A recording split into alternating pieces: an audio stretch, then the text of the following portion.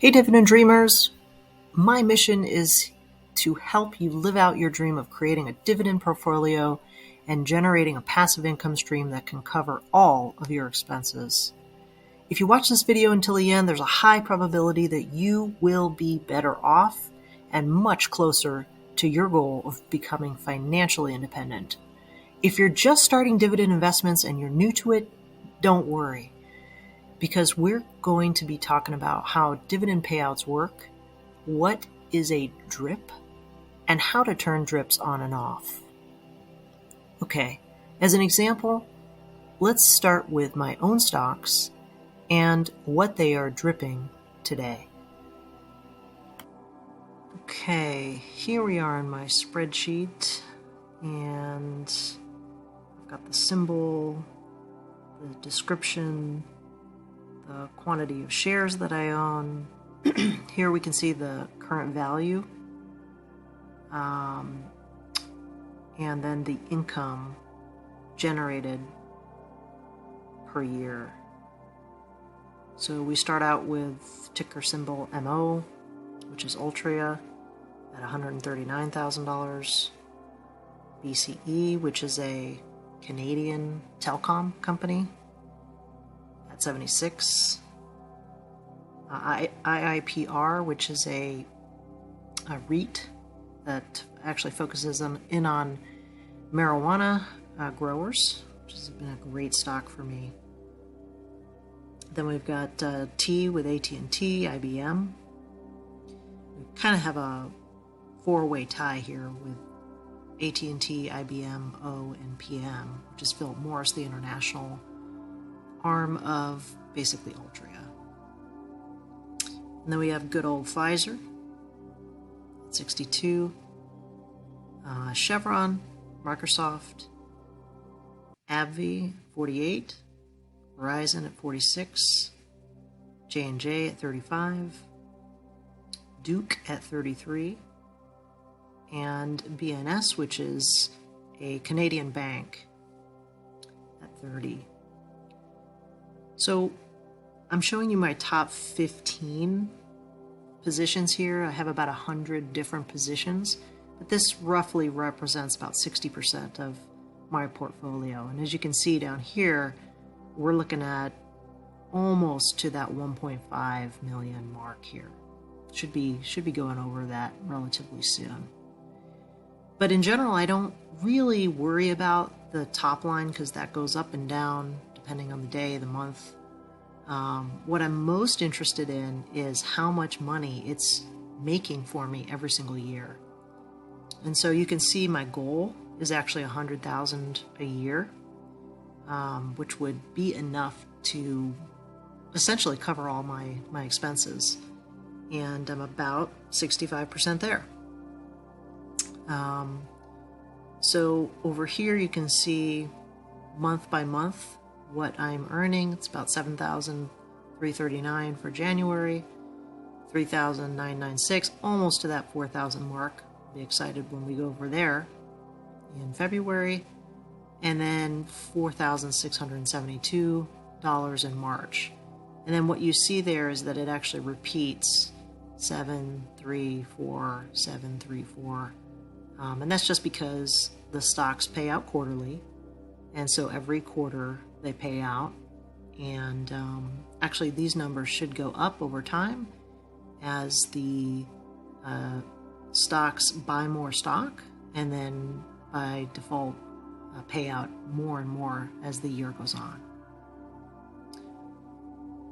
So as we go over to the rest of the year, you can see just how that finishes out and repeats throughout the year. And also you can see over here just my total number of shares at 24,696. So I'm almost to kind of a big milestone here in 25,000 shares, 1.5 million, and then 65,000 in terms of annual income. Now, some questions I get is just, how do I get going? How do I do this for myself, what you're doing? And it may be easier than you actually think. So obviously the first step is to open a brokerage account. I personally have two brokerage accounts, one with Fidelity and one with TD Ameritrade.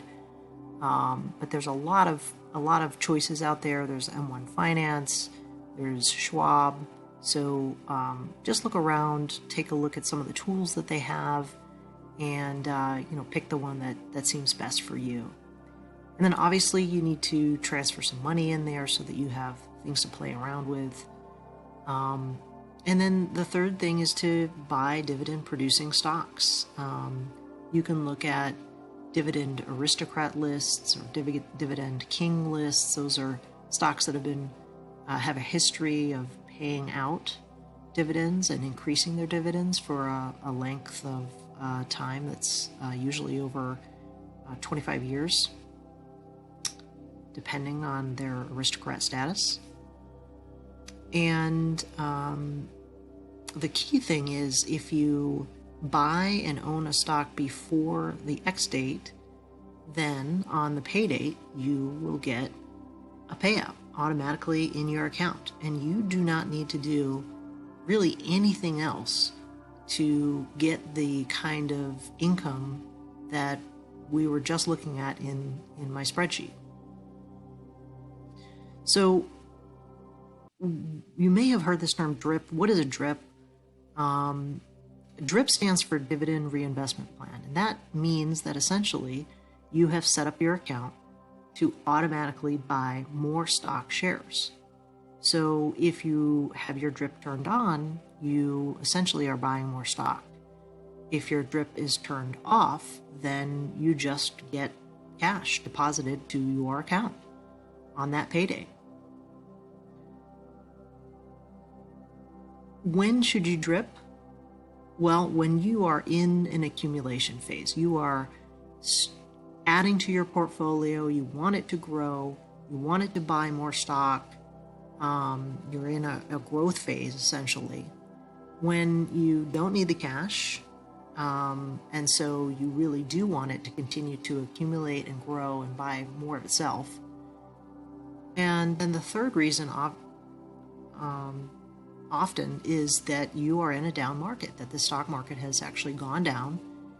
Everything's on sale, everything's cheap, kind of like what happened in March of 2020. And that is when you really want to buy as much as possible.